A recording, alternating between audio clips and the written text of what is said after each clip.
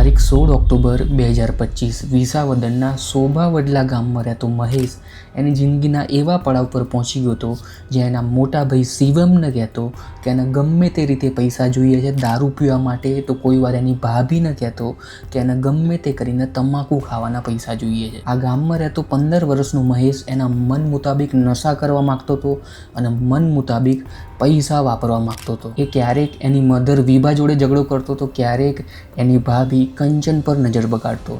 અહીંયા પરિવારને મહેશ પર પૂરેપૂરો ભરોસો હતો, પણ આ જ મહેશ પરિવારને એવી દર્દનાક મોત આપવાનો હતો જેનાથી આ કેસ દૃશ્યમ મૂવીને પણ ટક્કર મારે એટલો ભયાનક બનવાનો હતો. તો 16 ઓક્ટોબર 2025ના દિવસે બિહારથી એક ફેમિલી વિસાવદરના શોભાવડલા ગામમાં પહોંચી જાય છે. આ ફેમિલી રોજીરોટી કમાવા માટે કામની શોધમાં લાગી જાય છે. ત્યારે જ આ ફેમિલીની નજર એક શોભાવડલાના આશ્રમ પર પડે છે. આ આશ્રમની અંદર આખી ફેમિલી રહેવાનું ચાલુ કરી દે છે. એમાં જે મોટો દીકરો હોય છે શિવમગીરી, એનું ઇલેક્ટ્રિશિયનનું કામ કરવાનું ચાલુ કરી દે છે. અને એમાં જે નાનો દીકરો હોય છે મહેશ, એ જ આશ્રમના ગૌશાળાની અંદર ગાયોની સેવા કરવાનું ચાલુ કરી દે છે. આ બંને ભાઈઓને કામ કરતા જોઈ, સખત મહેનત કરતા જોઈ એની મધર વિભા બહુ જ ખુશ હતી. અહીંયા વિભા પણ એ જ આશ્રમની અંદર સાધ્વી રૂપે ભક્તિ કરવાનું ચાલુ કરી દે છે. અને શિવમની પત્ની કંચન પણ એ જ આશ્રમની અંદર સાફ સફાઈ કરવાનું ચાલુ કરી દે છે. અહીંયા આખી ફેમિલી એકદમ ખુશ હતી, કારણ કે થોડા જ સમયની અંદર આ ફેમિલીની અંદર એક નવો મહેમાન પણ આવવાનો હતો, કારણ કે કંચન એક બાળકને જન્મ પણ આપવાની હતી. આ બધું જ એકદમ શાંતિથી ચાલી રહ્યું હતું, પણ અચાનક 17 ઓક્ટોબરના દિવસે બિહારથી કંચનના મા બાપ કંચનને કોલ કરતા હોય છે, પણ કંચનનો ફોન સ્વિચ ઓફ આવી રહ્યો હતો. ત્યારે જ એના મા બાપ શિવમને કોલ કરે છે, પણ શિવમનો ફોન પણ સ્વિચ ઓફ આવી રહ્યો હતો. અહીંયા પરિવાર વિચારતો હોય છે, કંચનના મા બાપ વિચારતો હોય છે કે એવું તો શું થયું છે કે આ બંનેના ફોન સ્વિચ ઓફ આવી રહ્યા છે, કોઈ કોલ ઉપાડતું નથી અને એ બંને કઈ હાલતમાં હશે. આ વિચારતા વિચારતા એમને યાદ આવે છે કે એમની જોડે શિવમના નાના ભાઈ મહેશનો પણ ફોન નંબર છે. તો એ ફટાફટ એના મા બાપ મહેશને કોલ કરે છે. મહેશ તરત જ ફોન ઉપાડે છે. જેવા જ એના મા બાપ પૂછે છે કે કંચન અને એનો ભાઈ શિવમ ક્યાં છે, ત્યારે જ એ ફટાફટ કોલ કાપી નાખે છે. કોલ કપાતા કંચનના મા બાપ ફરી વાર મહેશને કોલ કરે છે, પણ મહેશનો ફોન સ્વિચ ઓફ થઈ જાય છે, કારણ કે મહેશે ખુદ એનો ફોન સ્વિચ ઓફ કરી નાખ્યો હતો. અહીંયા પરિવાર એકદમ ટેન્શનમાં આવી ગયો હતો કે એમની છોકરી કંચન જે પ્રેગ્નેન્ટ છે અને એમનો જમાઈ શિવમ એ ક્યાં છે અને કઈ હાલતમાં છે. આ બધી વાતો એમને હેરાન કરી રહી હતી. ત્યારે જે બીજા દિવસે ફરીથી મહેશનો કોલ કરે છે, પણ આ વખતે મહેશ કોલ ઉપાડી લે છે અને કોલ ઉપાડતાની સાથે જ તરત જ એ કહી દે છે કે એની ભાભી કંચન અને એનો ભાઈ શિવમ એ હિંમતનગર ગયા હતા અને હિંમતનગરથી જ્યારે પાછા આવતા હતા ત્યારે એમને એક રોડ એક્સિડન્ટ થયો અને રોડ એક્સિડન્ટની અંદર બંનેની મોત થઈ ગઈ અને હિંમતનગર પોલીસે જ એ બંનેના અંતિમ સંસ્કાર કરી નાખ્યા છે. અહીંયા પરિવારને કોઈ પૂછવાની જરૂર પડી નહીં. આ વાત સાંભળતા જ કંચનના મા બાપ અંદરથી તૂટી જાય છે અને રડવાનું ચાલુ કરે છે. રડતા રડતા બંને મા બાપ વિચારતા હોય છે કેમ એમની છોકરી જોડે આવું થયું અને કેમ એમના જમાઈ શિવમ જોડે આવું થયું અને કેમ એમની આ રીતે મોત થઈ ગઈ. ત્યારે જ એમના નાના ભાઈ મહેશ પર શક થવાનું ચાલુ થાય છે કે જ્યારે મહેશે કોલ પર જ્યારે ન્યૂઝ આપી તો મહેશ એકદમ કોન્ફિડન્સથી વાત કરતો હતો. એના અવાજમાં કોઈ ગભરાટ હતી નહીં, જેમ કે એને એના ભાઈ અને એના ભાભીની મોત પર કોઈ અફસોસ જ નહોતો. આ વાતથી જ કંચનના મા બાપને મહેશ પર શક થવાનું ચાલુ થાય છે. આ શકને દૂર કરવા માટે કંચનના મા બાપ બિહાર રહીને જ હિંમતનગર પોલીસ સ્ટેશનમાં કોન્ટેક્ટ કરે છે. આ પોલીસ સ્ટેશનમાં પોલીસવાળાને પૂછે છે કે તમારે ત્યાં 2 દિવસ પહેલાં એક પતિ પત્નીનું રોડ એક્સિડન્ટ થયું હતું, તમે એ પતિ પત્નીના અંતિમ સંસ્કાર કરી નાખ્યા છે, અમને એમની માહિતી જોઈએ છે.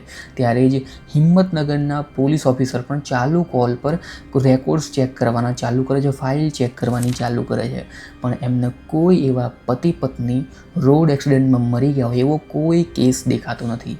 આ વાત જ્યારે કંચનના મા બાપને ખબર પડે છે ત્યારે એ સમજી જાય છે કે એમના જમાઈ અને એમની દીકરી જોડે કંઈ ખોટું થઈ ગયું છે. આ વાત ક્લિયર થતાં કંચનના મા બાપ પણ વિભાને કોન્ટેક્ટ કરે છે, કંચનની સાસુને. પણ કંચનની સાસુ પણ સેમ સ્ટોરી સંભળાવે છે, હિંમતનગરવાળી સ્ટોરી, કે હિંમતનગર પોલીસે રોડ એક્સિડન્ટ થયા પછી એમના અંતિમ સંસ્કાર કરી નાખ્યા. અહીંયા કંચનના મા બાપ સમજી જાય છે કે દાળની અંદર કંઈ કાળું છે, યા તો પૂરેપૂરી દાળ જ કાળી છે. એ જાણવા માટે જ કંચનના મા બાપ બિહારથી વિસાવદર પહોંચી જાય છે અને વિસાવદરના પોલીસ સ્ટેશનમાં જઈને આખી વાત પોલીસવાળાને સમજાવે છે કે એમની દીકરીની જમાઈ ગાયબ થઈ ગયા છે અને એમનો ભાઈ અને એમની સાસુ અલગ અલગ સ્ટોરી સંભળાવે છે. હિંમતનગર પોલીસ સ્ટેશનનું નામ આપે છે કે એમણે અંતિમ સંસ્કાર કરી નાખ્યા. ત્યારે વિસાવદર પોલીસ પણ હિંમતનગર પોલીસ સ્ટેશનમાં ફરીથી વેરીફાઈ કરે છે, પણ હિંમતનગર પોલીસ આ વખતે પણ ના પાડી દે છે કે અમે કોઈ બોડીના અંતિમ સંસ્કાર કર્યા નથી. અહીંયા વિસાવદર પોલીસની સામે બહુ મોટા મોટા પ્રશ્નો હતા કે જો આમના અંતિમ સંસ્કાર થયા નથી તો આ બંને પતિ પત્ની ક્યાં ગાયબ થઈ ગયા. એટલા જ માટે આ કેસની તપાસ એક બહુ જ ઇન્ટેલિજન્સ લેડીઝ ઓફિસરને સોંપવામાં આવે છે, SN સોનારને.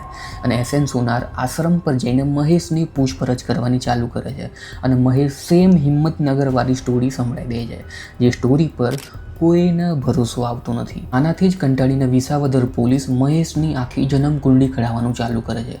ત્યારે જ મહેશ વિશે એક અજીબ વસ્તુ ખબર પડે છે કે મહેશે 2 દિવસ પહેલાં જ 3 સિમેન્ટની થેલી ખરીદી હતી. આ વાત પર પોલીસ એકદમ ફોકસ કરવાનું ચાલુ કરે છે, ઝીરો ઇંક કરવાનું ચાલુ કરે છે અને આશ્રમ પર જઈને ફરીથી તપાસ કરવાની ચાલુ કરે છે કે આશ્રમ પર એવું તો કંઈ બાંધકામ ચાલી રહ્યું છે કે કોઈ કડિયા કામ કરી રહ્યા છે. એટલા માટે આ મહેશને સિમેન્ટની જરૂર પડી.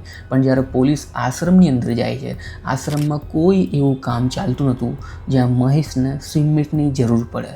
તો મહેશે આ સિમેન્ટ વાપર્યો તો વાપર્યો ક્યાં? આ વાતને જાણવા માટે વિસાવદર પોલીસ ફટાફટ બીજા દિવસે મહેશને પોલીસ સ્ટેશન બોલાવે છે અને એની કડક રીતે પૂછપરછ કરે છે. અને એટલી ખતરનાક પૂછપરછ કરે છે કે આ વખતે મહેશ આખી હકીકત પોલીસને કહી દે છે.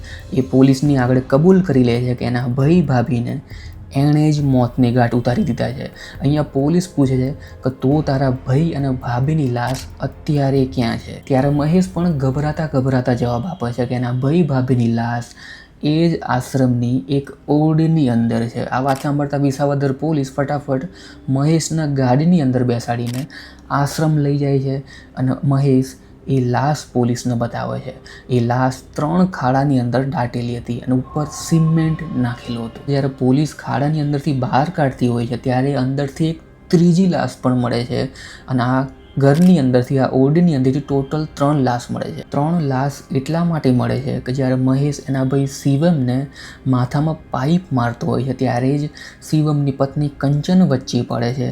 તો કંચન જ્યારે એને છોડાવતી હોય છે ત્યારે જ મહેશને ગુસ્સો આવે છે અને મહેશ એના પેટની અંદર જોરદાર લાત મારે છે.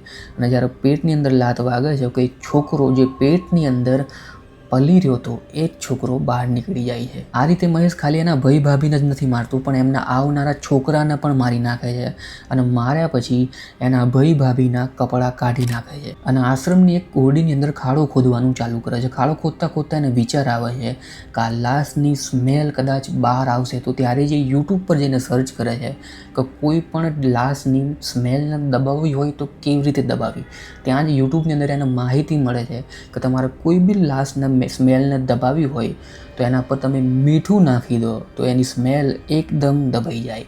તો એ ફટાફટ એ લાશને એવી ને એવી મૂકીને બહાર નીકળી જાય છે અને 50 કિલો મીઠું ખરીદે છે અને 3-4 સિમેન્ટની થેલી ખરીદે છે અને એ ફટાફટ પાછું આવી જાય છે અને બધાને 3 લાશના ખાડાની અંદર દાટી દે છે, ઉપર મીઠું નાખી દે છે અને સિમેન્ટથી ચણતર કરી નાખે છે. હત્યા કર્યા બાદ એની મધર વિભા મહેશને પૂછતી હોય છે કે શિવમ અને એની પત્ની કંચન ક્યાં ગયા. ત્યાં પણ મહેશ એને અલગ સ્ટોરી સંભળાવે છે કે એના ભાઈ શિવમ એના પર હુમલો કર્યો ને એને ઉતાવળમાં એનાથી ભૂલથી શિવમને વાગી ગયું અને એની પત્ની કંચનને પણ વાગી ગયું ને એણે બંનેને મોતની ઘાટ ઉતારી દીધા.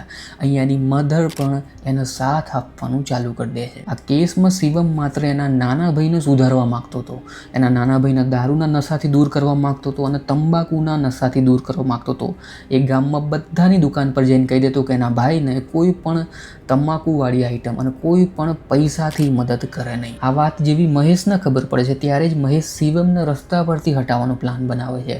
પહેલાં તો એનું પ્લાનિંગ ખાલી શિવમને જ મારવાનું હતું પણ આ 2 હત્યા પણ એનાથી જોશમાં થઈ જાય છે. આ કેસમાં મહેશ 15 વર્ષનો જ છે એટલે આના પર જે કાર્યવાહી થઈ છે એ જુવેનાઇલ એક્ટ પ્રમાણે થઈ છે. નાબાલિગ હોવાના કારણે એની આઈડેન્ટિટી, એનું નામ પણ રિવીલ થયું નથી, એટલે આપણા વિડીયોની અંદર એને મહેશના નામથી ઓળખ્યો છે. ત્યાં સુધી તમારા શું વિચાર છે આ કેસના રિલેટેડ એ જરૂરથી કોમેન્ટ સેક્શનમાં લખજો. મેં આવો જ એક બીજો વિડીયો બનાવ્યો છે જેમાં આ જ રીતે પાટણમાં રહેતી કિન્નારી પટેલ એના ખુદના પરિવારને મોતની ઘાટ ઉતારવાનું ચાલુ કરે છે. એક એવું કેમિકલ યુઝ કરવાનું ચાલુ કરે છે, એવું પ્લાનિંગ બનાવે છે કે પોલીસ પણ આ કેસને સોલ્વ કરવામાં પોલીસ પણ થાકી જાય છે. પણ પોલીસ એક ભૂલના લીધે આખો કેસ સોલ્વ કરે છે. તમે આખો વિડીયો અહીંયા ક્લિક કરીને જોઈ શકો છો. ત્યાં સુધી હું મળીશ તમને આગળના વિડીયોની અંદર. આ ચેનલને સબસ્ક્રાઈબ જરૂરથી કરજો, આ વિડીયોને લાઇક જરૂરથી કરજો. Thanks for watching.